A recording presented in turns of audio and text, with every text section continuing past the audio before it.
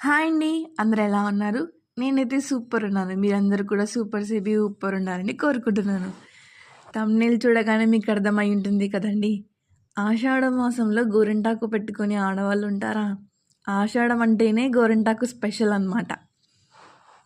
ఆషాఢం అంటేనే గుర్తొచ్చేది ఏంటంటే గోరింటాకే కదా! ఆషాఢం రాగానే ఇప్పటికి చాలామంది ఆడవాళ్ళు తమ చేతులకి గోరింటాకు పెట్టుకొని మురిసిపోతూ ఉంటారు. అసలెందుకు గోరింటాకు పెట్టుకుంటారు? దీనివల్ల లాభం ఏంటో తెలుసా మీకు? ఆడవాళ్ళు మిగతా రోజుల్లో గోరింటాకు పెట్టుకున్నా, పెట్టుకోకపోయినా ఆషాఢ మాసంలో ప్రతి ఆడపిల్ల తమ చేతులకి, కాళ్ళకి అందంగా గోరింటాకు పెట్టుకుంటుంది. అయితే ఇది కేవలం అందంగా కనిపించేందుకు మాత్రమే కాదు. దీనివల్ల కలిగే లాభాలు ఏంటో తెలుసా? మన వాతావరణం ప్రకారం ఆషాఢంలో వర్షాలు పడుతూ ఉంటాయి. దీంతో వాతావరణం అంతా చల్లగా మారుతుంది. అంతేనా సూక్ష్మక్రిములు పెరిగి